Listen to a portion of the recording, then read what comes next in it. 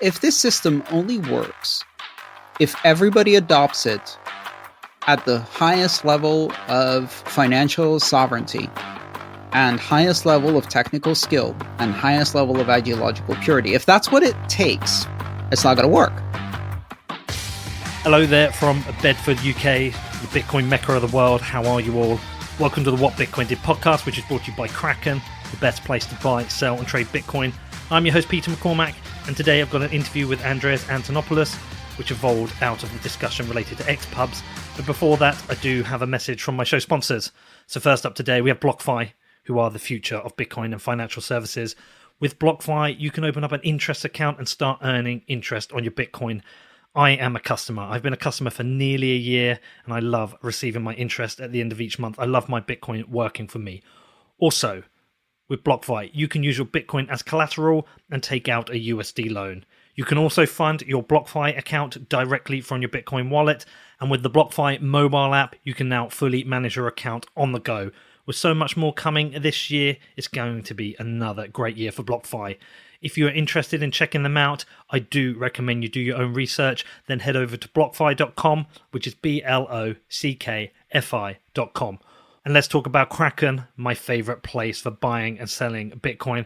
Kraken puts the power in your hands to actively get out there and start trading Bitcoin. And they are consistently rated the best and most secure cryptocurrency exchange. And if you want to start trading Bitcoin, they have all the tools you could possibly need. Whatever your level of experience, at Kraken.com, it could not be easier to sign up and start trading Bitcoin. They also have this beautiful mobile-first app, so you can buy Bitcoin on the go. And with margin trading, futures, and the OTC desk, Kraken has every option covered for you. There is no better place to trade Bitcoin. You can find out more at Kraken.com, or you can download the app. It's available for the iPhone and Android. Just search for Kraken Pro, which is KrakenPro. Okay, so on to the show today, and I have one of my favourite guests back on the show. It's Andreas Antonopoulos, and recently I joined a conversation on Twitter, and it got a bit of a backlash from some of the more technical or hardcore Bitcoiners when I asked what an xPub is. There was a conversation related to them. I kind of heard of one, I didn't know what it was, so I was just innocently, I would say, put in the conversation, yeah, what is an xPub? And yes, this caused a backlash. This caused a few days of discussions around what xPubs are. Now, I know I sometimes bait with tweets, and sometimes I can expect a bit of a backlash for this, but honestly, I didn't see this one coming. It was a genuine question, and yes, I could have Googled it, I know, but I didn't. I put the question out there, and here we are. There were quite a few helpful responses. A bunch of people got into my DMs and started explaining things to me, which was very cool, so thank you to everyone who did that. But also, I got a lot of people complaining, like, how can you have a Bitcoin podcast and not know what an xPub is? Blah, blah, blah. Now, I cannot say it more than I already have. I've said it over and over again. Look, I'm not technical. I'm a marketing guy. I'm a creative guy. I'm just not technical. I look at this stuff. I don't understand it. And one of the things is, because I don't understand it, I always worry I'll fuck up. I always worry I'll make a mistake and do something stupid and lock up or lose my Bitcoin. And you know what? The show I make isn't aimed at people who are technical, who want to get into the weeds of Bitcoin. It's for people who are a bit more casual. You want to invest and perhaps in a similar situation to me.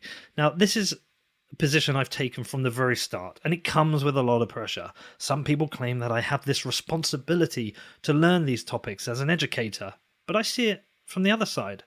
Like, firstly, I just don't believe the majority of people using Bitcoin will care about these issues. They want it abstracted away, and this is my audience, and I want to ensure I'm always aligned with them and their experience. Secondly, I'm not sure I'm fully aligned with all the ideological issues that some Bitcoiners have. I've been down the libertarian rabbit hole, and I definitely agree with many of the key principles. I've just never got to the point where I'm confident with this kind of vision of society can be achieved, or what it actually means. Yes, we can agree the state is pretty shitty, especially where I am in the UK right now, but does everybody want an end to the state, or do some people just want a better state? You know, maybe you'll say, well, that can't be achieved. The state is always shit. I mean, I don't know. All I know is directionally, I personally would like to see a smaller and less interfering state. I'd like to know if it's possible to get there. What I do know is that for many people who are essentially no-coiners, people not in Bitcoin, that taking that leap from hearing about Bitcoin and perhaps they hear about a hedge against inflation, is gold 2.0, to becoming a full-blown anarcho-capitalist who wants to live in a citadel and have an AR-15, that's just a too big a leap for some people, and some people might not want to make it, but they still might want to hedge against inflation, or they still might want censorship-resistant money. And that's kind of the place I think I sit, kind of between these two worlds.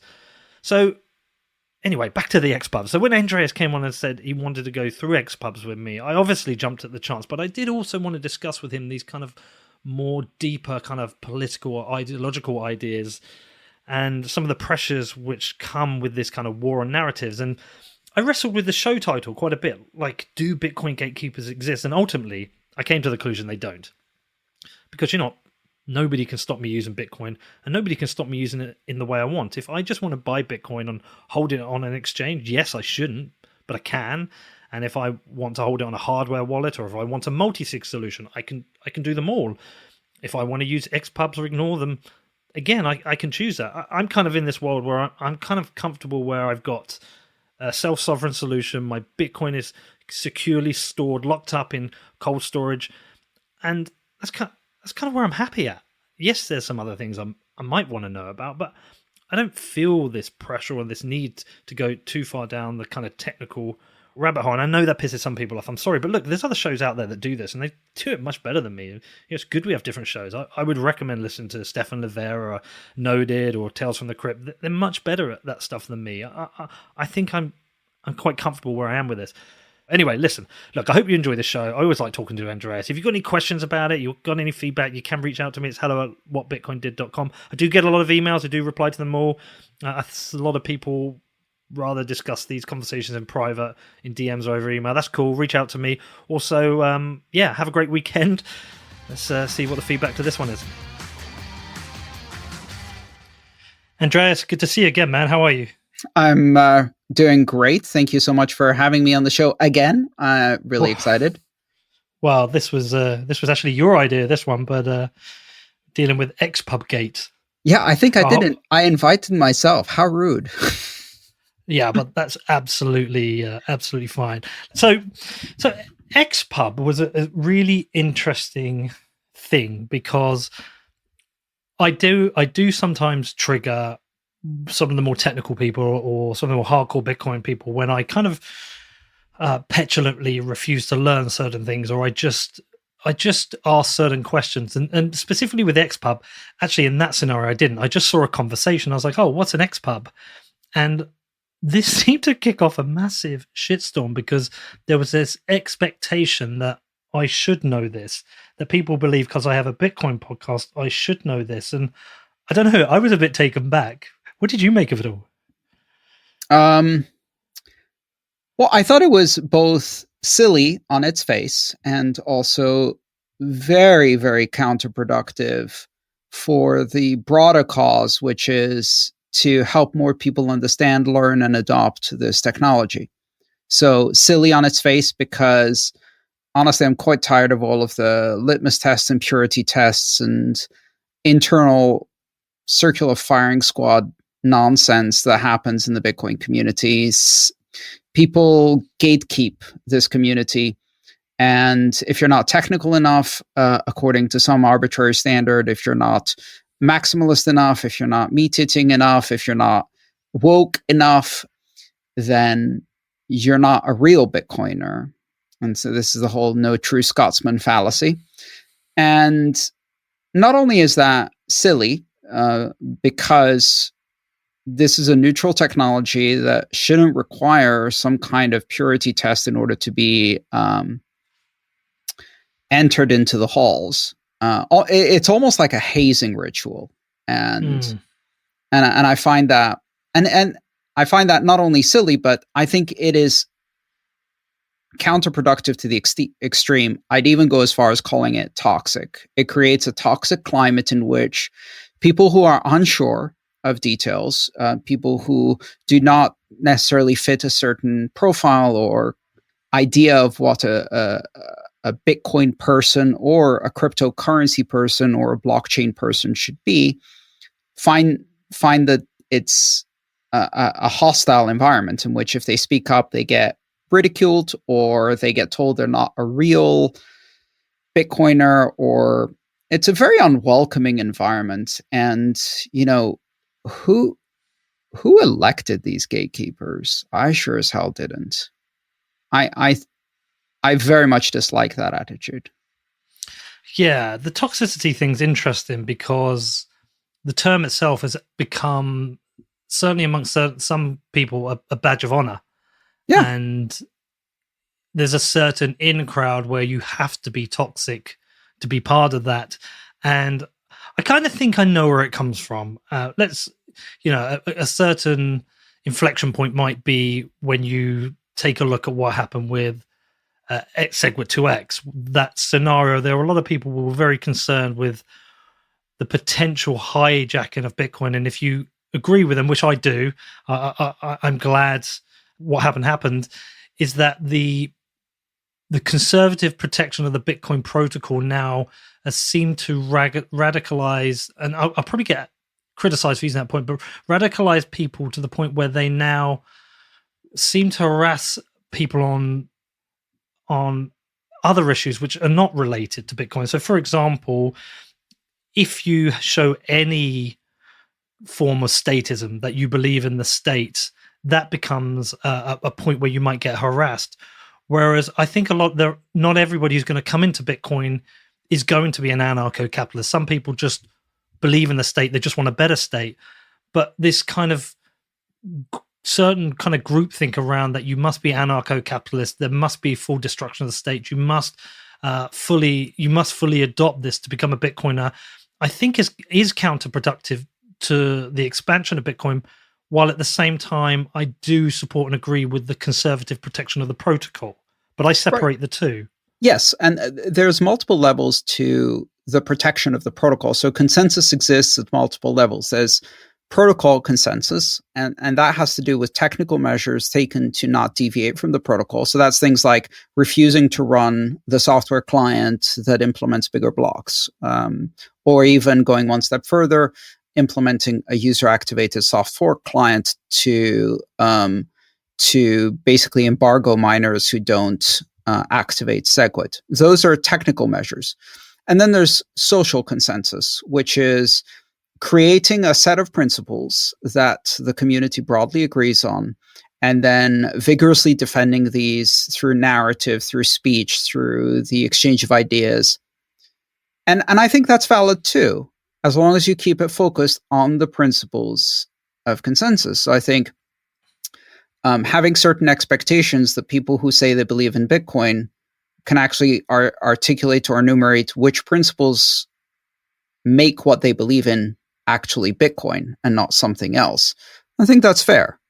You should be able to say, well, if you don't believe that there should always be a 21 million coin limit, then you don't really believe in Bitcoin, because that's a defining principle.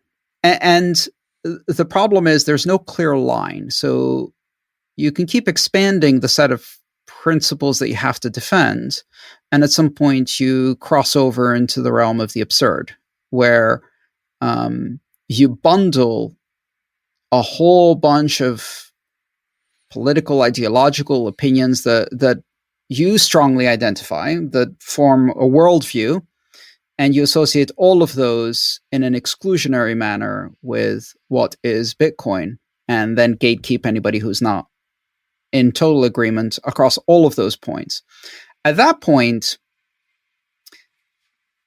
it becomes counterproductive. And the question is, where do you draw the line? Which principles are indeed sacrosanct, and which principles are simply litmus tests that you can use to continuously elevate the degree of purity that you expect from new adherents or people joining?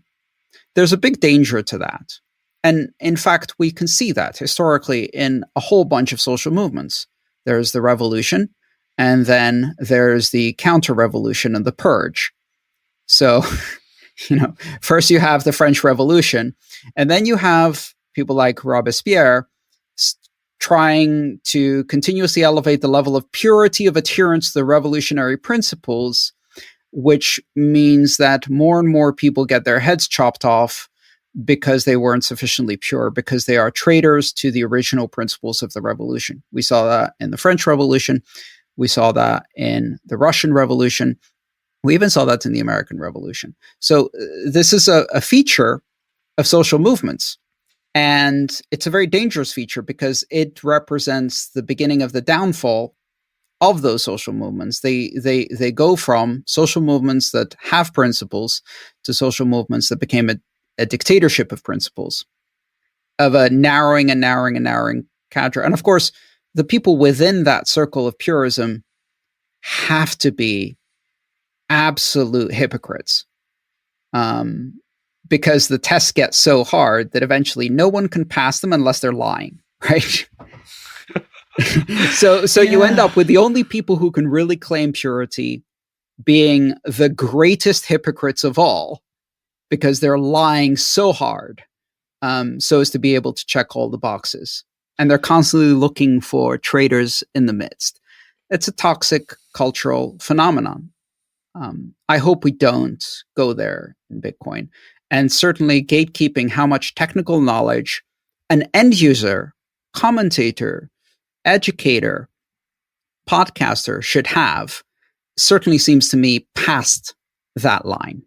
That's not defending a principle of Bitcoin. That's now gatekeeping so as to separate the purists from the non-purists. That's tribalism, straight up tribalism, and it's toxic. And it takes me to that point where I start thinking about, if I'm, my friends know what I do for a living. If I go down to the pub and they're like, so what's the deal with this Bitcoin thing, people? Like if I say, don't you mean the xPub? The xPub. Well, xPub now we're in lockdowns, so we can't go to them. Yeah. But no, if I'm sat down there like, Pete, what's this Bitcoin thing? I can say, well, it is a form of digital gold. It is censorship-resistant money. You can send it. Nobody can stop you. It's trustless, and because of the 21 million fixed limit, it hopefully can be a good hedge against inflation. I can pretty much try and convince them. But if I start saying, well, it's the best money we've ever had. It is ultimately a chance to bring down the state, remove the government. But with that, you're probably going to have to start arming yourselves just to protect yourselves. And then potentially you might end up living in a citadel. That kind of Bitcoin dystopian future is a very tricky one to try and sell to people. And ultimately, I think it's quite off-putting because, like I said, there's plenty of people who have a valid dislike for the state. And I understand that. At the same time, I'm still not entirely in that scenario where I believe that a stateless solution would ultimately be a better scenario. I sometimes think, would it actually be a breakdown of certain aspects of civilized society? Would it take us into a more yes, we have liberty, but does it end up becoming a more dangerous society? And I see valid arguments on both sides. Do you have to go full Atlas shrugged in order to adopt Bitcoin? I think ultimately yes. That's the question. And certainly a lot of people think you do. I've never thought that's the case. In fact, I think there is a way to present the appeal of Bitcoin as a form of hard money, as a form of independent technocratic money, in a way that appeals to left libertarians and perhaps even leftists, not autocratic communists, but people who are opposed to kleptocratic, monopolistic, broken down capitalism. And you're like, listen, the banks are wrecking everything. Here's how you take away power without going to autocratic communism. By maintaining principles of free market and transparency, this also works as anti-monopolistic, anti-corruption money. I think there's a very good argument to be made there. And I think it's a shame that that's beyond the pale for some people, which then makes it difficult to make that argument. But, again, that's just my personal opinion. Nobody has to follow that or agree with me on that. I just wish we'd, notice that the crossfire from this circular firing squad is not only turning people against us, but it's also, ironically, it is in many ways, many of the things that these same people claim to be abhorrent. this is cancel culture. This is political correctness. This is ideological purity. This is not respecting the marketplace of ideas. This is an attempt to reduce the range of expression, to counter arguments not with better arguments, but with silence, silencing of the people who are making those arguments. And this is snowflake behavior. Ironically, this is trying to turn Bitcoin into a safe space where you can't have a conversation about, and I think that's, and it's also saying that Bitcoin needs defending because the market can't decide on its own. Which again, I find out. Yeah, no, I'm with you. I think one of the tricky things, and it is something I wrestle with, I think some of the conflict comes from, obviously there's a certain portion of Bitcoiners who don't particularly like my show and they prefer other shows. And there's some other amazing shows out there do probably a significantly better job than I do on the technical discussions. And my use case and use of Bitcoin is very simple, Andreas. From when I first got in, I very quickly moved to a hardware wallet and I backed up my private key, and that was it. I would buy Bitcoin, send it to my hardware wallet, and then occasionally I would send Bitcoin out from my hardware wallet, and that's all I ever did. And I used to see all these conversations about coin selection and coin join and things, and I used to think, that's just not for me. It's just too complicated. I'm not going to bother with that.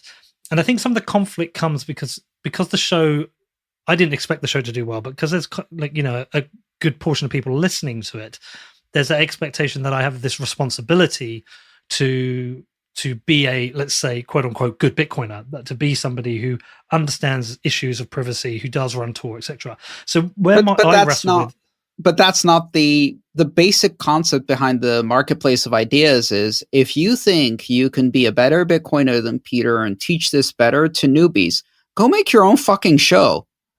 Like, if it's that easy, and it's not, as both of us know, because we actually have to do it.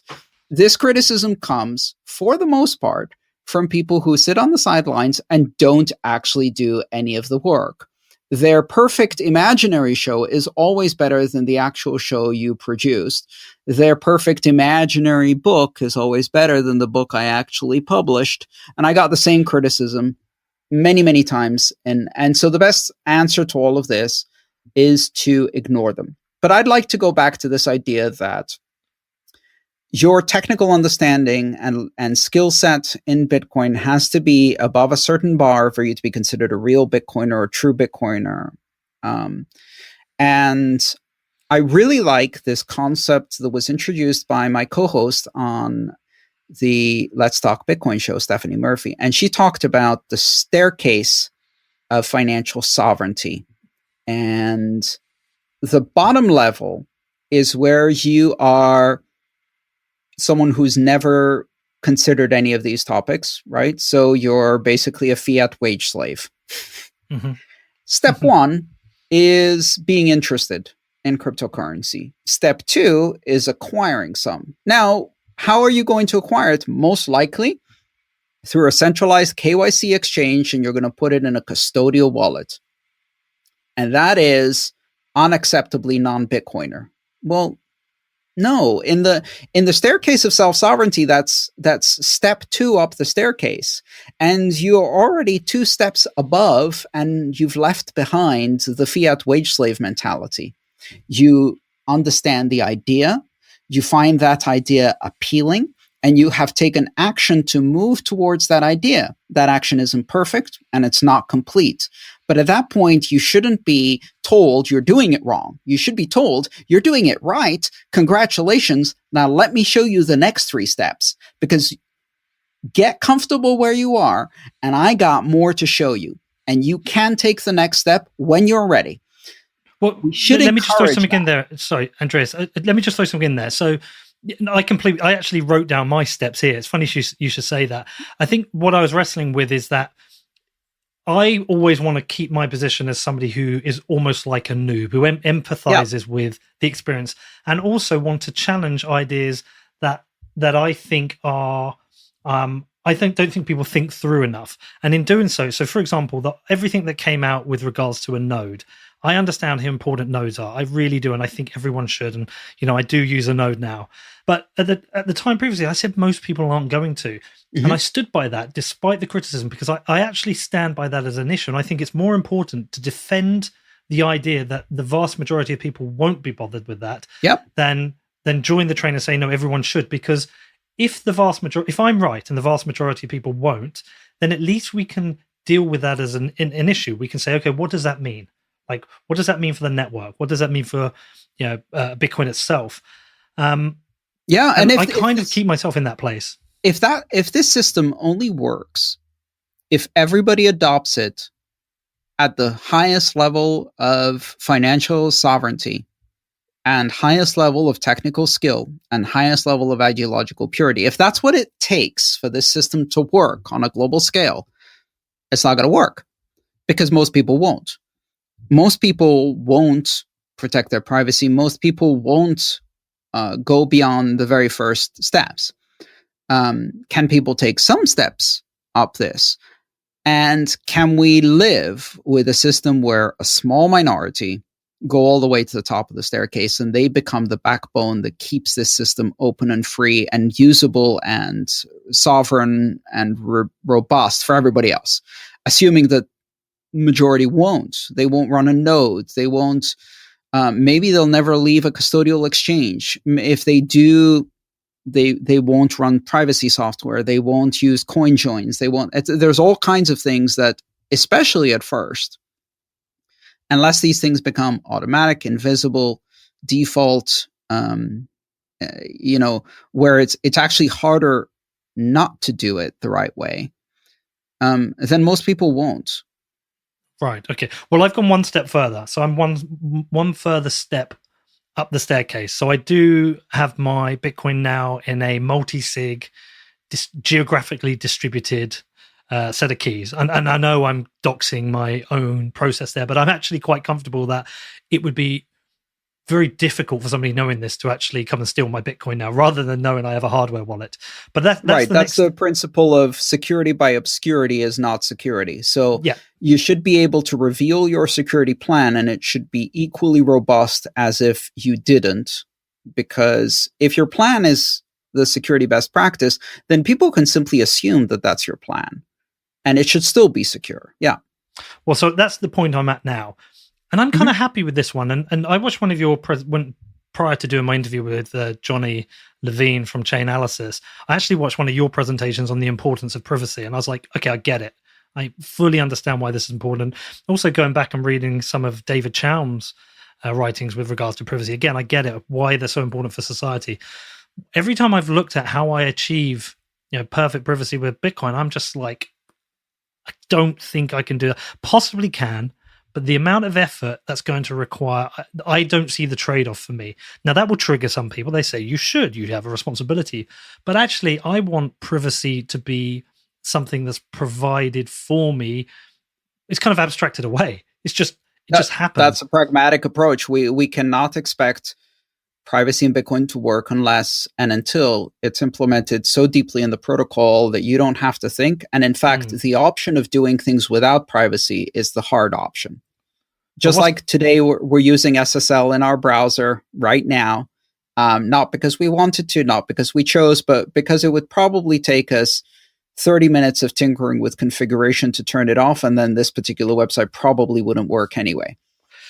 Very true. Okay, so what is, from your perspective, everything you know, everything you've written about, what do you think my next step is on the ladder? Where do you think, do you know what, Pete, this is something you should look at? Well, and that depends. So first of all, I think the bar on a personal level can keep rising if you want, or you can reach a point of stasis where you are comfortable with the outcome, and for the use case that you're using this for is good enough. You may have already reached a point where there's no real benefit to moving further up for you individually, although there might be a broader network benefit. But in a system that is decentralized, that is driven by individualized incentives, we have to accept the fact that the moment it becomes no longer incrementally useful for the individual, that individual will stop progressing along that path. Do you see what I'm saying? Yeah, You're no, not I going to do. do it for the good of the network if you're not incentivized to do it for the good of Peter. Oh yeah, of course. And this system is kind of designed to make sure that you do things because they're good for Peter. That's one of the essential aspects of this, is to align the individual incentives so that you do these things. And there may be a point at which it is no longer really significantly better for you to do this. And in fact, it might be just complex enough to take the next step that it's not worth doing. The question is, can we continually raise the bar across the whole system, protocol level, design, user interface, so that the level at which it becomes both beneficial and easy for you to do is higher over time, so we can progress more people up the staircase? I think we can. And I think that should be the conversation. If you're not going further up the staircase, that's not your fault. And system design shouldn't be, well, you're not motivated enough, you're not virtuous enough, you're not responsible enough, you're not praying hard enough to get the benefits of the system. No, the system should keep making it easier and easier for more people to just stumble their way up that staircase. Otherwise, it's not good system design. We should probably say here, like, and something I reiterate, this to me isn't a criticism of people who have been working and building on Bitcoin. I think people have done amazing work. Sometimes some people will say, oh, it's a bit disrespectful, or, well, you should learn to code, or what are you contributing? You can write, you could become a contributor. It's like, well, no, I definitely can't. I don't have that skill set, and I'm not going to develop that skill set because my skill set is in content creation. But I don't, when I say these things, it's no disrespect to the work people are doing. I'm just saying this is the level I'm happy at, and I accept my own personal trade-offs. And you're already more motivated than the average person. So we can't solve this problem by making you individually more motivated to do this. We have to look at the system design to lower the level of difficulty for everyone, so that even lesser levels of motivation push people to adopt greater levels of privacy, greater levels of involvement in the system. This is not something you solve by browbeating each individual in turn until you get mass adoption through mass browbeating. And claiming that, of course, the collapse of the broader economy and currency, when all other economies become Sudan, then everybody will need to do these things. So you'd better start early, cupcake, is not a plan. I don't want to see mass adoption in the context of Mad Max society. What we need to be thinking about is, how do we make each transition, each step easier and easier and easier? Part of that is teaching people the necessary terminology and the concepts in as simple way as possible so they can be immediately grasped. And part of that is making the system hide more and more of that complexity behind default settings that are by default secure, by default private, that don't require any effort. That's the nature of technology development, of innovation, and trying to rush it along. You can't make people change faster than they're comfortable, and you can't rush along the development of technology. So simply saying you haven't progressed enough because you're not intellectually pure enough to see where we're going, what that reveals in my mind is a lack of confidence in the value of the technology without extreme ideological commitment. And I think Bitcoin is a technology that can be adopted and can progress and can grow without requiring extreme ideological commitment. And if it does, we're doing it wrong. One thing I would just add in there that'd be interesting to get your perspective on, because I always thought UX needs to be better, it needs to be simpler. I listened to a really good interview that I think Marty Bent did with Janine, and Janine said one of the things she said that did make me question my thinking about this. She said, if you make UX too easy, you might make people a little bit careless with certain issues. Like, we are self-sovereign here. We are responsible for our private keys. We are responsible for our money. A stupid mistake can lead to you being compromised or losing your Bitcoin. And in making it too easy, you could potentially lead people to making those mistakes. I did feel that was a fair point. Yes, that's true in the case where the abstraction is not a good metaphor for what's actually happening. So the intuitive action leads to unintuitive results. That's bad design. It's bad abstraction. This goes back to a fundamental engineering concept called failsafe. And people haven't usually hear that term and they haven't really thought about what that means. It has a very specific meaning. It's part of a number of terms. So failsafe is the one you've heard. You've probably never heard fail open, fail closed, and fail unsafe, which are kind of the cousins of that one. Failsafe means a system where when it fails, the outcome is safe. So that would describe a nuclear reactor that if it overheats, shuts down on its own. The failure mode itself triggers the safe outcome. For example, because the motor fails, well, if the motor fails, then the lead rods simply drop through gravity. They have no choice but to drop through gravity. They're held up when the motor's working. If the motor fails, they just descend through gravity. And so the reactor shuts down. Fail to safe. You have things like fail open. You see that, you're from the UK, you know this. Fire doors in the UK. That's something I noticed immediately. Systems in the UK are designed to fail open in the case of a fire. So if a fire happens, the doors swing open because an electrical circuit gets cut, and then mechanical springs push the doors open, and they have no choice but to push open. They have to be physically held in the closed position, or they fail open so that people can get out. So with security design, these concepts are really important. Our systems should be fail safe. If the security mechanism you have in place fails, that should result in your money becoming safe. So, we can describe that in Bitcoin. One example would be if you don't take an action by a specific time lock, then the only address that the Bitcoin can be sent to is a whitelisted address that you've specified in advance, right? That's an example of a fail-safe system.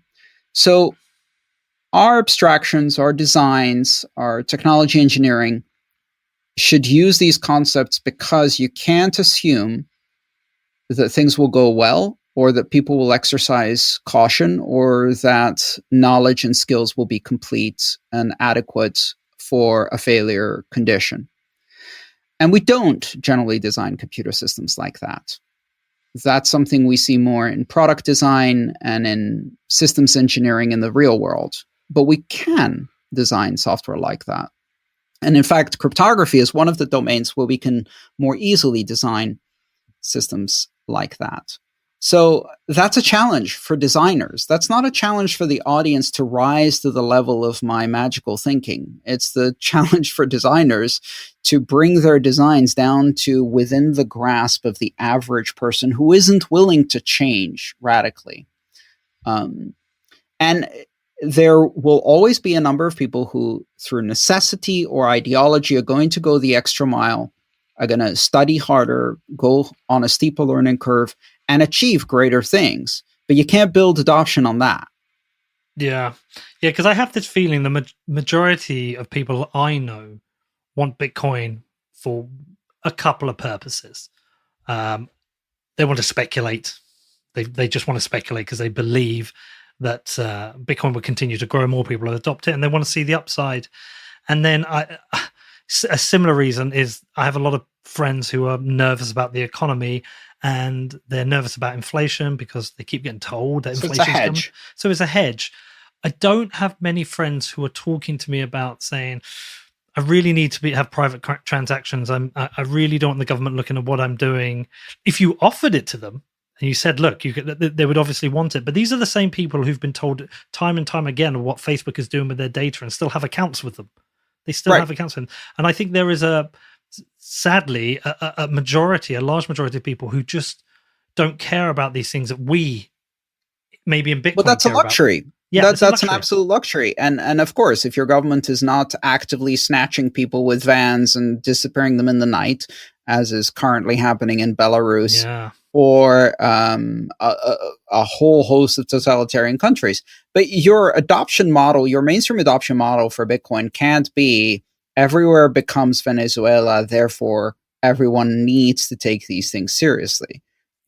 First of all, because we hope that is not the case, and second, because that really limits the success scenarios for this technology. You're saying only if all of these conditions play out precisely do you end up in that scenario of the Atlas shrugged hyper Bitcoinization. We all live in Venezuela.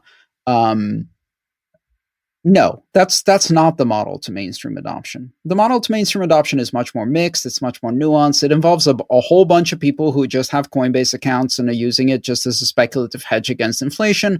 A whole bunch of bankers trying to chase yield and not giving a shit about any of our ideology. A whole bunch of people in totalitarian countries who have found that permissionless is the only system that works, so therefore they have to use it. And everything in between. And that mishmash of incentives and skill levels gets us to adoption while we continuously improve the design, the engineering, the user interface to make the number of people who can easily transition into a system like this bigger. That's always been my opinion. And that means, honestly, being humble about what you can and what you can't teach, what you can and what you can't learn, and not thinking that one skill set beats all other skill sets. If everybody needs to learn how to code, great. That's a dead end. If the only contribution you can make is by coding, that's a dead end too. So instead of thinking about creating narrower and narrower conditions which lead to dead ends, what we should be thinking is exactly the opposite. How can we make this as broadly appealing as possible? Now, that doesn't mean throwing away the principles, because that's pointless, right? And that's the other side of this, which is the people who want mainstream adoption by complete compromise and capitulation. Yeah, we'll get mainstream adoption as long as we apply KYC AML at the protocol level and give all of the keys to a central bank. Yeah, you got mainstream adoption, but not for Bitcoin, for George Orwell coin. And nobody really needed that. Although, in fact, Facebook is building one, so you're not going to be able to compete with them. They have better marketing. You need to say, what are core principles that we have to defend, and what are not core principles that we have to engineer away the necessity of applying them, right? Next up, I talked to Andreas more about Bitcoin privacy and xPubs, but before that, I've got a message from my amazing show sponsors. So first up, we have Casa, who are without doubt the best in Bitcoin security. With Casa, it could not be easier to protect your Bitcoin from hackers, personal mistakes, in-person attacks, device failures, and so much more. And I've received a few emails recently from people considering Casa. Look, if you've got any questions, you can reach out to me, and you can also reach out to the team. But for me, since becoming a customer, a paying customer, by the way, they offered the product to me for free and I turned it down. But since becoming a customer, I've had so much peace of mind knowing that my Bitcoin is securely stored away in a multi-sig, away from my own mistakes and the hackers. And if you're interested in Casa, they do have a product for every Bitcoiner.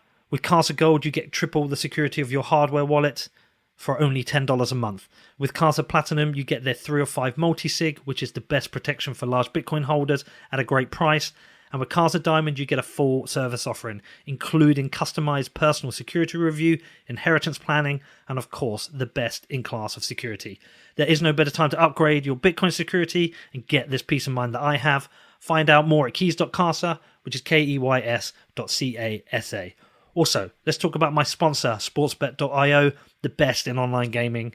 And we've got the Premier League back this weekend, Liverpool kicking off their title defence against Leeds, which should be a very easy 3 points. Also, keep an eye out for Southampton this weekend. They will have a Bitcoin logo on the front of their shirt because sportsbet.io is the main club sponsor this year. And to celebrate, they've got a saintly offer. If you place a bet on sportsbet.io of at least one MBTC or €10 or the equivalent in accepted currencies, you will get an equivalent free bet on Southampton's match this weekend against Palace. The minimum odds for qualifying is a 1.5 bet, and it must be placed today, Friday the 11th by 11:59 p.m, and your free bet will be credited tomorrow, Saturday the 12th at 10 GMT. I'm going for a Southampton win, and I'm also going for a Liverpool win, of course. If you want to find out more, head over to sportsbet.io, which is sportsbet.io. And lastly, this week, we have Least Authority back as a sponsor on the podcast. Now, this one is for you techies out there, the builders creating applications. Least Authority is a security consulting company pushing the limits on how to build privacy-respecting solutions. They specialize in security audits, design specification reviews, and security by design, and they can help you improve the security of your wallet application, key management solution, layer 2 protocol, P2P network design, use of cryptography, and so much more. If you would like to boost your security strategy, you can arrange a no-obligation call to find out how Least Authority can help you with your next project. Just head over to their website and hit the schedule a call button. That's leastauthority.com, which is leastauthority.com. So, next step on the staircase, because I kind of, like I say, I'm very comfortable that my long-term Bitcoin cold storage is wrapped up in a multi-sig, keys are geographically distributed, it's pretty locked down. It's like, for me personally, to move any coins is very hard. It takes a lot of effort and a lot of planning. I'm very comfortable with that. But the next stage I'm kind of feeling like I need to get to, and that I want, is that I want to start transacting a bit more with Bitcoin. I want to accept it a bit more for what I do in kind of the work I do. And what I am worried about is that I am leaving this trail behind on the blockchain that people can track everything I've done. I'm not fully aware what my addresses mean. Like, what is that telling people? That is definitely the next step I'd like to take. And I don't feel like I can do that without learning a bit more. Does that feel like the natural next step? Yeah, I think so. So being able to apply privacy enabling technologies of different types in order to be able to transact more often without creating Venmo, without creating a public and obvious trail of everything you're doing. And that's not easy. It's not at all. Part of this, of course, is also defining your threat model. So people look at this privacy and security as if it's a binary. If I can't defend against a targeted black bag operation by the NSA funded at $1 billion, there's no point in doing any of it. Like, because obviously I can't, right? There's no, if they, the mythical they, the scariest they you can imagine, put their quantum computers $1 billion and they're in operation fuck Peter in the most incredible way possible through the use of blockchain analytics, there's nothing you can do about that. You don't have the means, the budget, the technical expertise, the operational ability to do that. But that doesn't mean you give up. And in order to take the next steps in privacy, you have to accept that doing a little is better than doing nothing, even if it's not doing enough. Does that make sense? Yeah. So that's threat modeling. I would use, it's the same thing with wearing masks during a pandemic. Does it stop? No. But we're playing probabilities here across thousands of instances of risk all in a row, right? So if I increase the probability of success and decrease the probability of failure at each step of the way over 1,000 steps, the end result is measurable. The difference is measurable. Even if I only took a tiny, tiny step, it compounds. Risk compounds, and that means that you can take measures that have an impact without being 100%. And you don't give up just because you can't do 100%. So how do you go to the next level? Well, first of all, one thing I recommend is having different tiers of crypto. You have your cold storage, you have your warm storage, and you have your hot wallet. And treating those as completely distinct, trying not to move too much between them.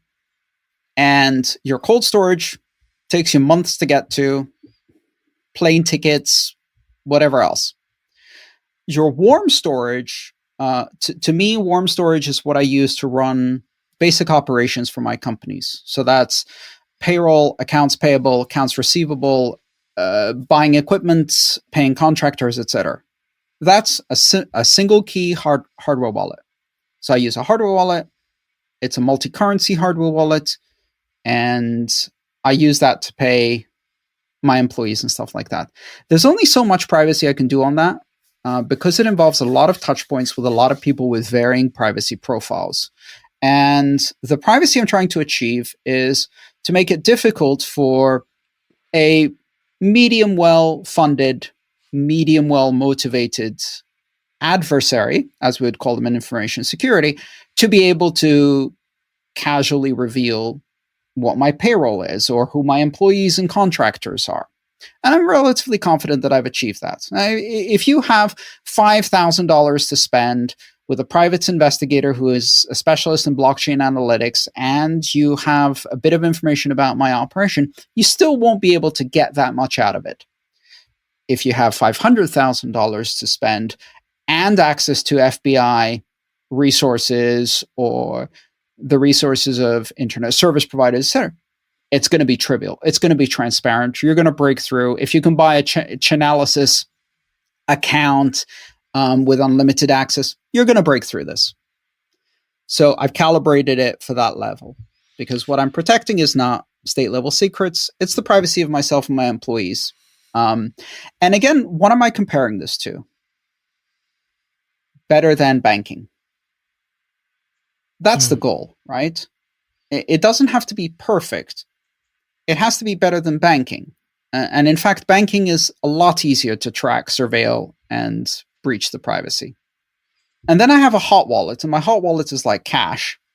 And this is something where I'll interact with complete strangers, and some of those strangers will have bad intentions. So let's say I'm donating Bitcoin to someone at a meetup. I don't know who they are. Or maybe someone comes up to me and say, can you sell me $10 of Bitcoin at a meetup? I just want to play around with it. Sure, I'll do that. I'm going to use a vanity address for that. Like everybody knows it's me. I don't care. So I've calibrated my privacy for 3 different tiers. I've calibrated my security level for 3 different tiers. My warm wallet is going to be on a smartphone. My hot wallet, is going to be on a smartphone. It has a PIN. That's about it. Not very much security there. And because of that, I won't put more than $400 or $500 on there. No more than I would ever carry in a physical wallet in my back pocket. In my company account, by necessity, I'm going to have a few $1,000s because I need to run a business and payroll is more than that. And everything else is in cold storage. And so creating tiers for security, tiers for privacy, tiers for risk, and then being clear about who you're protecting against and accepting that it's never going to be 100%, but it's worth making the effort anyway. Does this make sense? Yeah, so that's making me think, okay, so what are my risks here, Andreas? If I'm running my long-term cold storage, but I also have like a warm storage, which is my invoicing and payments, if I wanted to move, say I had excess funds in my warm wallet because I've had a couple of good months and I want to put that into cold storage, what are my risks on moving Bitcoin between the two? Am I just, as somebody who's not being knowledgeable about coins and how people track the blockchain, am I suddenly exposing my cold storage to somebody? What's going on there? What do I not understand? So, yes, you are in a way. So one of the things you have to carefully consider there is, and this is probably the first step on the privacy staircase, and that is address reuse. So most of the information we leak in Bitcoin is through address reuse. the way companies get around the pseudonymous nature of Bitcoin, where you don't have names of people, but you have Bitcoin addresses, is to try to correlate Bitcoin addresses by seeing when they occur together in a transaction, and then try to de-anonymize Bitcoin addresses by seeing when they touch a system that collects identity information. So if you originate Bitcoin from an exchange that has your ID, if you send Bitcoin to a merchant that is going to send you a t-shirt to your name and address, those types of activities will de-anonymize those specific addresses. When those addresses touch other addresses by being associated in a transaction, then you have correlated them. And by correlating them, someone can draw inferences. These are not certainties, these are probabilities. That's how these analytics companies work. So they can say, for example, okay, we know that on Coinbase, this withdrawal happened from Peter's account. Coinbase gave us that information, or any of the other exchanges, they all do it. Now, we then see that later on, Peter sent Bitcoin from this address to another Bitcoin address, and also from these three other Bitcoin addresses that we previously didn't know belonged to Peter, but they were all signed for in the same transaction. We can reasonably assume that all three of those addresses belong to Peter. If one of the inputs belongs to Peter and this transaction doesn't look like a coin join, we can assume that all of the inputs belong to Peter. Therefore, we can now track where all of these other inputs came from and assume that they were also belonging to Peter or paying Peter. Now, if you use that to pay your cold storage, now the address that lands in cold storage can now be linked to Peter. And if then you spend out of cold storage and bunch together a bunch of addresses, and one of them has been linked to you, then all of the other addresses that are spent on that transaction are linked to you, et cetera, et cetera. So in information security, and specifically in Bitcoin and cryptocurrency, blockchain security, let's say, we call that taint, which makes every 13-year-old in the room chuckle because it means something very different among adults. So taint is, you can think of it in epidemiological terms. When addresses touch, they spread the infection of loss of privacy between them, right? Mm-hmm. And you have to think of contact tracing, right? So we're contact tracing addresses. And that's why it's very difficult to make hard lines between these things.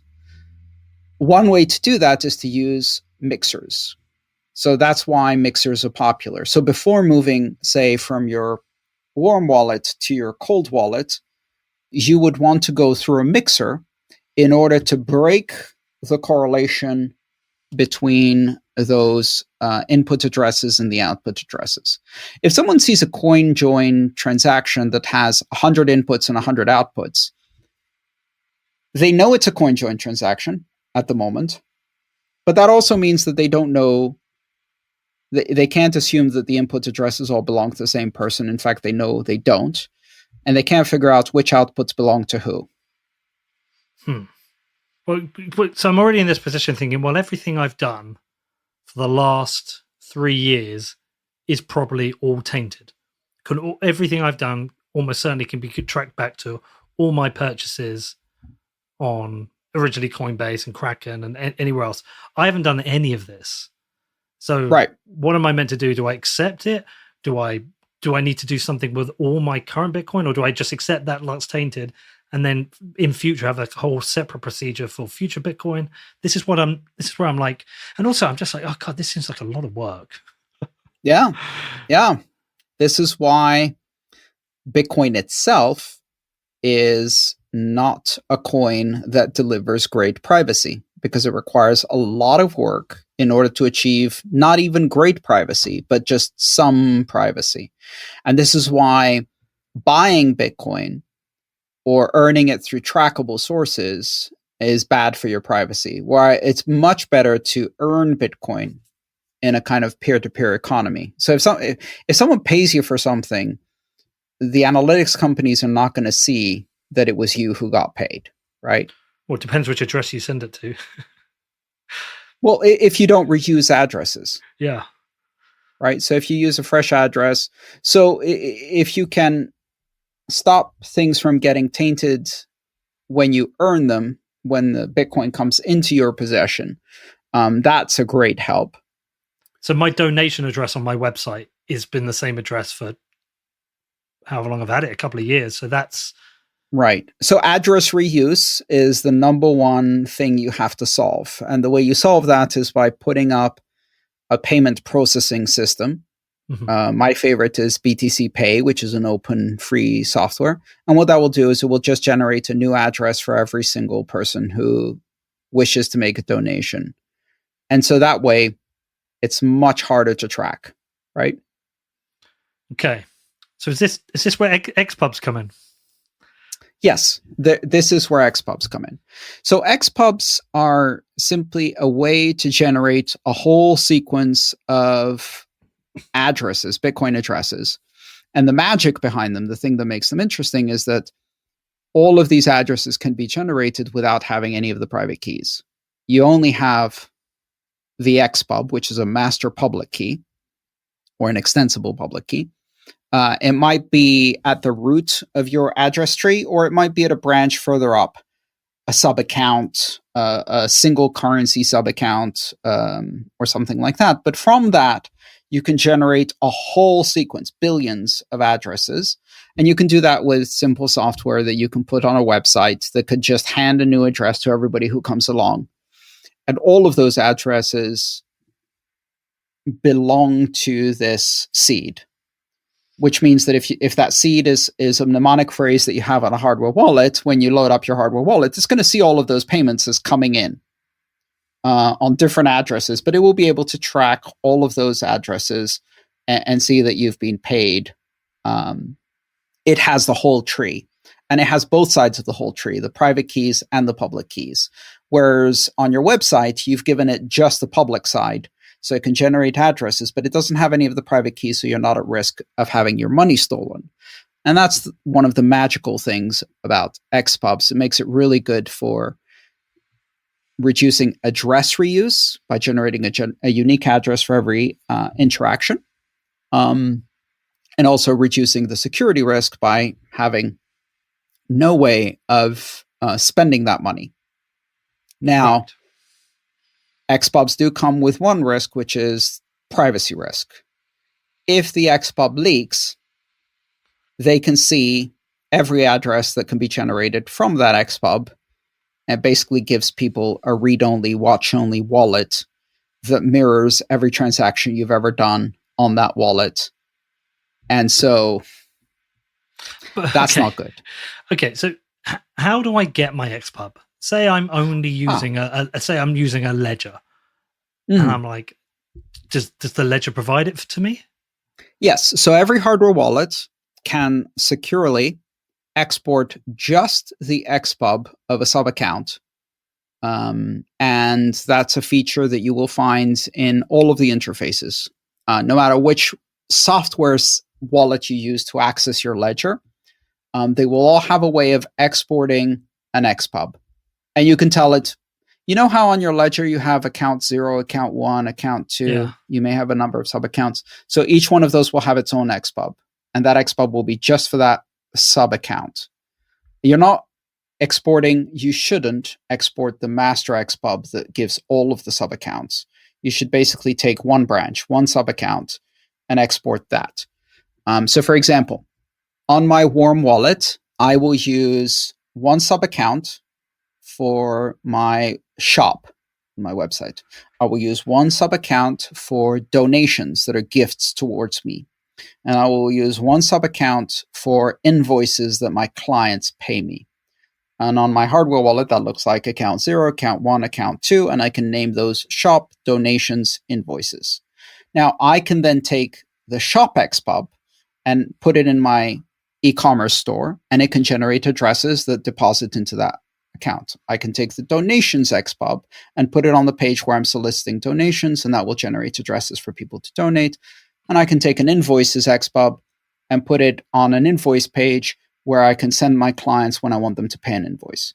That way, nice and clean, separate. And you can't link one xPub from one sub account to another sub account. So say an xPub did get compromised, you could just close that one and nobody would be able to link everything. Find the others. Okay. So that does feel like the next thing I should do. That does feel like that's a sensible next step. So for example, the donations page on my website, I should create create the branch, find the xPub, export the xPub, and I should do that. That feels like that definitely feels like the next step. There is a benefit to me for doing that. Yes. I will put one caution out here now because a lot of people will fall into this trap. Your hardware wallet is the secure mechanism by which to export an xPub, which is derived from your mnemonic phrase, your seed. Some people will be told, go to this website and type in your mnemonic phrase, and it will give you your xPub. This should automatically make the hairs on the back of your neck rise up and go, wait, I'm typing my seed onto a keyboard. Nope. I'm never doing that. My seed only gets entered into a hardware wallet. It never gets typed onto a computer. I never put it onto a keyboard. My fingers are physically unable, as I'm about to start typing the first word, my brain goes, what are you doing? I detect imminent typing of words from your mnemonic phrase. Stop doing that. That's what you should feel. Lots of people have lost money this way. It's a common scam. It's actually a scam that's used for cloud mining and things like that. People will say, take your seed, go here, type it in, give us the first xPub, and we'll be able to send you your winnings from our incredible investment scheme. And of course, they're sending you to a phishing site that will take your entire seed. So as long as you remember, the xPub comes from your hardware wallet because that's the only secure way to do it. Never type your mnemonic phrase anywhere except into a hardware wallet directly. Yeah. So that one I am experienced enough to know not to put my seed anywhere.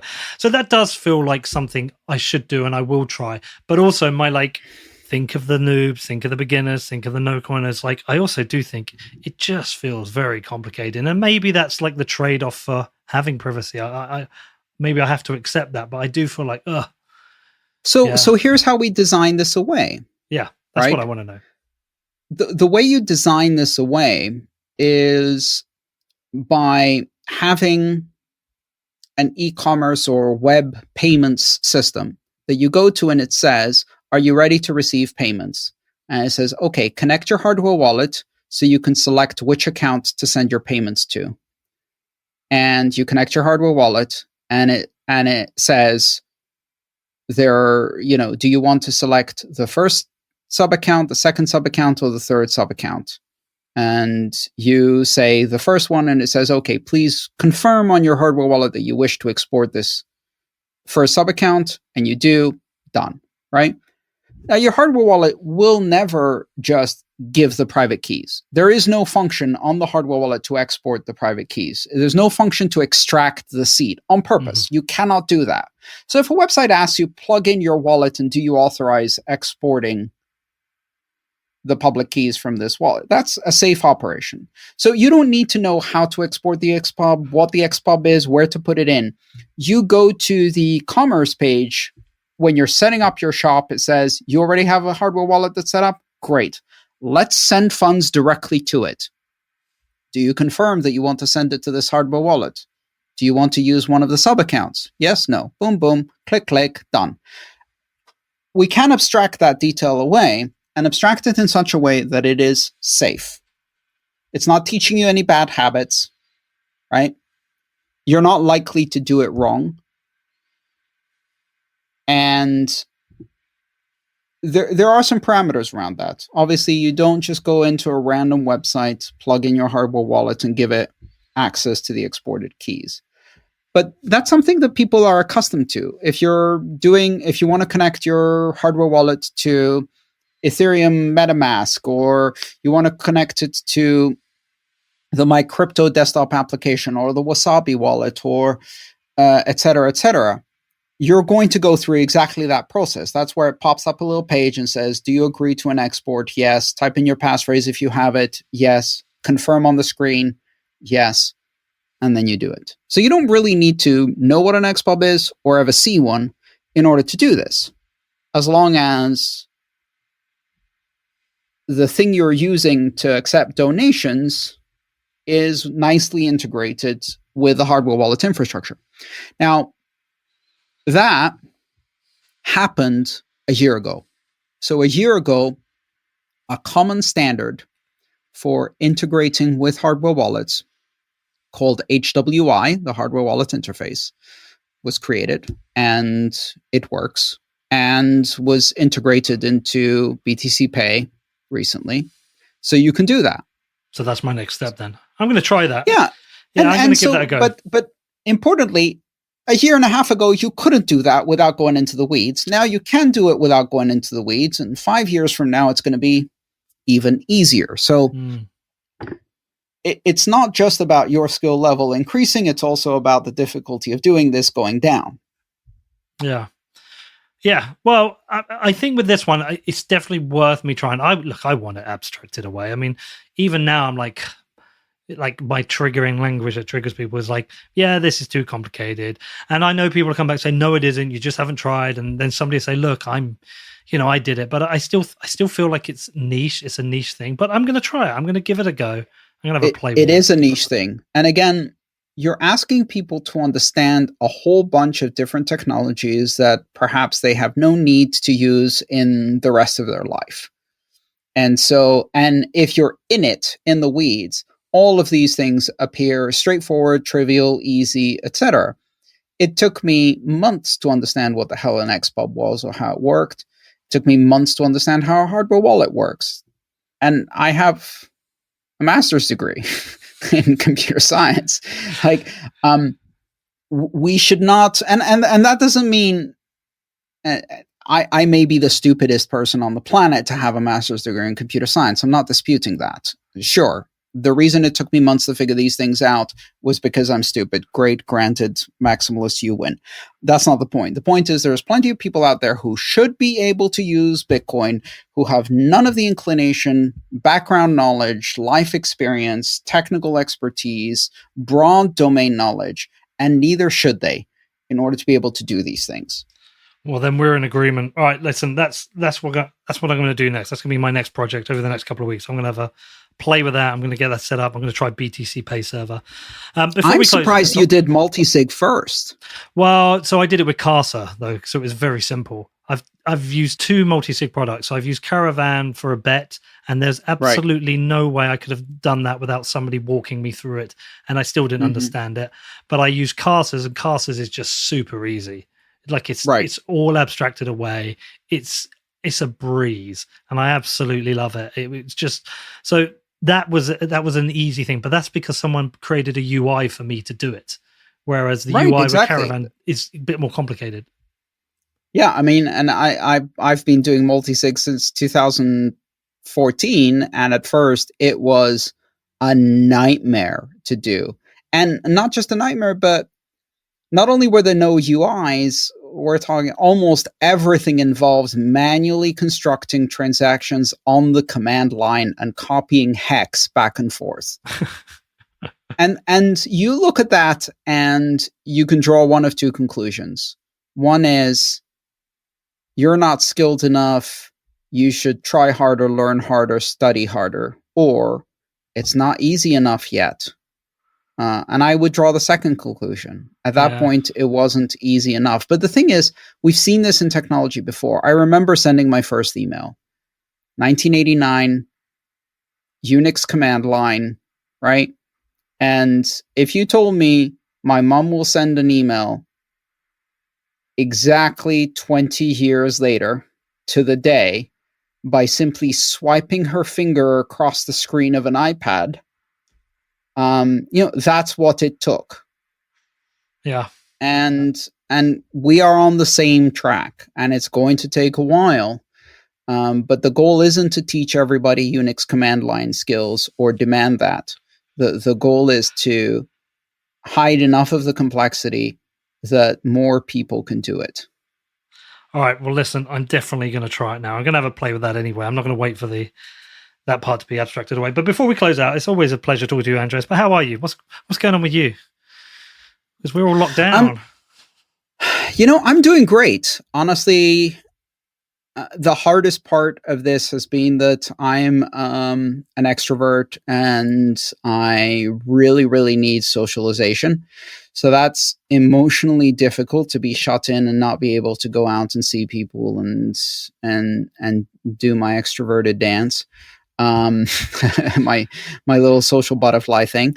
That's hard.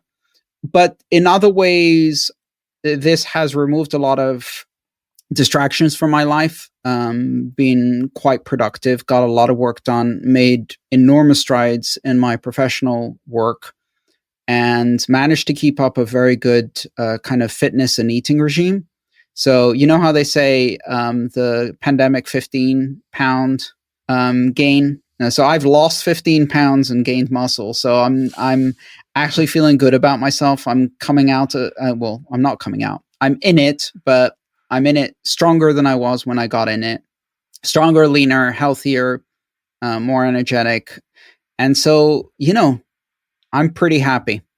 But I'm also very, very fortunate to have had kind of very easy conditions for weathering this quarantine. So it's great. Yeah, I went the wrong way first. I was drinking loads and eating nonsense, but I just stopped drinking 32 days ago. I was like, I'm not going to do this anymore. I'm not going to drink while I'm on a lockdown. I said I was going to do a month, and I did a month, and I was like, okay, I think I'm going to try to my birthday, which is end of October, but I might just carry on with it. Congratulations. Yeah, I saw alcohol. I saw the little accountability screenshot you did. Yeah. Well, I think some people think I'm an alcoholic, and I'm definitely not an alcoholic. I just like a drink, and I didn't drink a lot before the lockdown. Like, it's a social thing, but I just thought I'd give it a go. And but that app is great because you just don't want to reset it. You don't want to reset it back to zero. It's like, so it does keep you accountable. But yeah, it's been a strange. Yeah, the fasting apps work like that, and in a nice way to because you turn it on and it says your fast has started, and then you're like at 15 hours and 38 minutes, and you're like, yeah, I can do 22 more minutes. Fuck that, I'm gonna get to 16, and then you're like, I can do 18. Yeah, that's a good one too. All of these though, gamifying discipline, I think is a brilliant way to actually have technology work for us instead of sabotaging our happiness. I agree. Well, listen, I've learned a lot today. I've certainly learned about xPub, so I'm going to go and try this, and I'll let you know how I get on. But look, thanks for reaching out to me. Thanks for doing this. I always enjoy talking to you. It's been a few times now, and I love having you on the show. And I also love following your Patreon and keep up. Oh, before we close out, how's the book?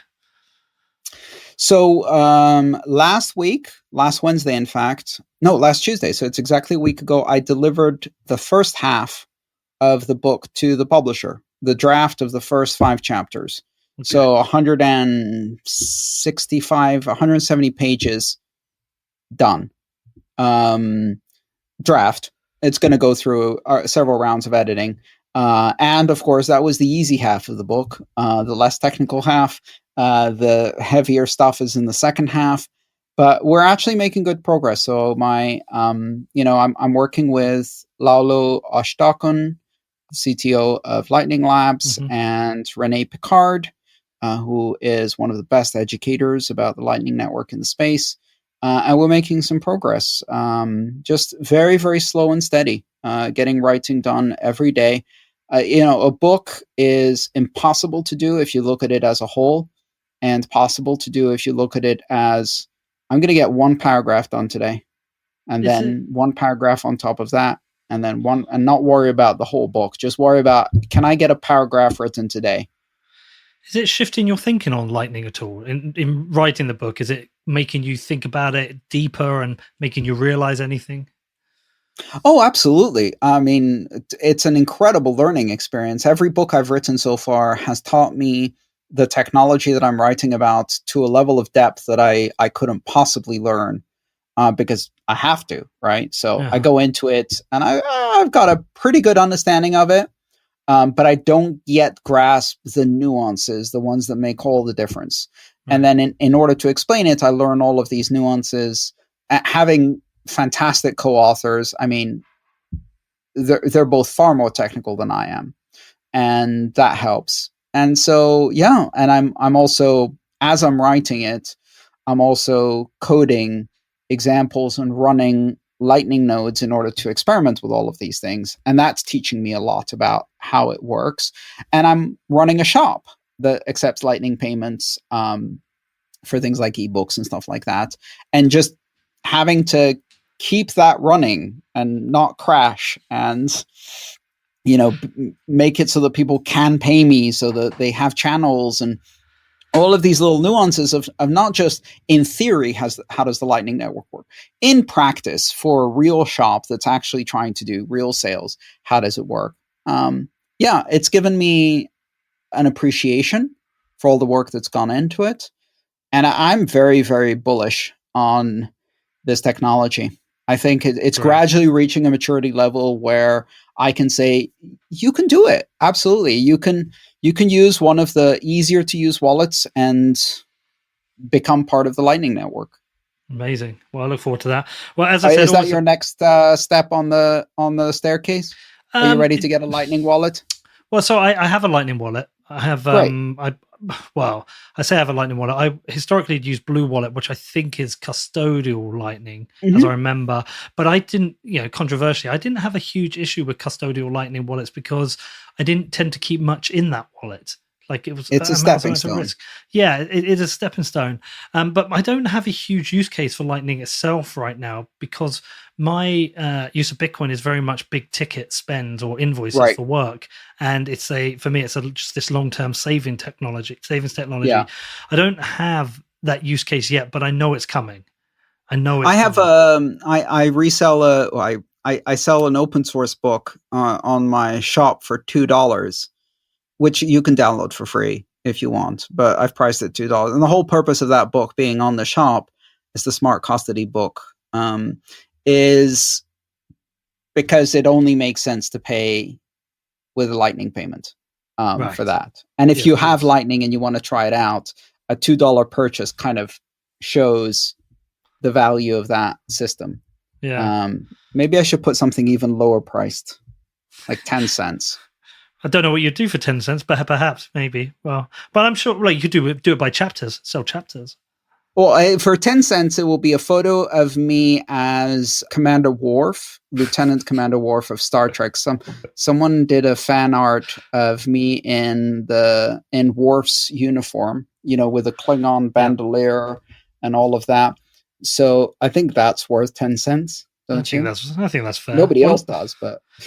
Well, I think we'll definitely have to do a lightning show when the book's ready. Anyway, I want to get in the weeds with you on that. But look, as ever, Andreas, I always learn a lot when I talk to you, and it's a lot of people won't know. Like when we see each other at conferences, there's a couple of times you've kind of like mentored me through some of the stresses that this space can give you. So I do appreciate your friendship as well as coming on the show all these times, and hopefully these lockdowns will end and we'll actually get to see each other again soon. So fingers crossed. And thanks again. Thank you. You're very kind of you to say. I'm really looking forward to that, and let's do some more short shows, and don't let the bastards get you down. They don't. Most of the time. Just you do you, and if they think they can do better, let them try. Bring it on. All right, man. Well, listen, take care, and we'll catch up soon enough, I'm sure. Okay, so what did you think of this one? Did you enjoy this chat with Andreas? What are your thoughts? What do you think about these topics? I did quite a long intro, so I'll try and keep this one a bit shorter. I always like talking to Andreas, not just here, but like at events. I've kind of used him as a bit of a mentor sometimes with some of the challenges I've had, and he's always given me his time. We had a long chat out in... God, where was it? Were we in... I think we were in Uruguay, where we had breakfast one day, and we had a long chat about some subjects, and he was very, very helpful to me. So thanks, Andreas, and it's always great to have you on the show. As I said, ultimately, I don't think there are gatekeepers because you can't gatekeep Bitcoin. You can't stop people using Bitcoin. So, that point does fail for me, but it does feel, though, there is this kind of like war on narratives, which is interesting. I find it fascinating. But sometimes that comes with a lot of pressure for people to have similar ideological beliefs if they're a Bitcoiner. Like, if you're a Bitcoiner, you should believe that, or you should believe this. And I don't know if I fully believe in that. Like, Bitcoin is the ability to transfer wealth, and yes, it appears to be a useful tool for libertarians, but you don't have to be a libertarian to use Bitcoin. You just have to want it for a purpose. That could be speculation. That could be the censorship-resistant transfer of wealth. That should be a hedge against inflation. There's a whole bunch of different reasons that you might use it. And I'm going to continue exploring this. I've got another show planned to get into this. Actually, I've got a couple, because I think it's really interesting to get into this. Like, what is the role of toxicity? What is the role of the conservative protection of the Bitcoin protocol? Does it extend too far? Should we care? Is it just different communities with different ideas? Yes, it's kind of complicated, but I'm going to continue getting into it. I hope you enjoyed it. If you do have any questions, you can reach out to me. My email address is hello@whatbitcoindid.com. I do reply to anyone. Outside of that, I've said enough, so have a great weekend, and I will see you next week.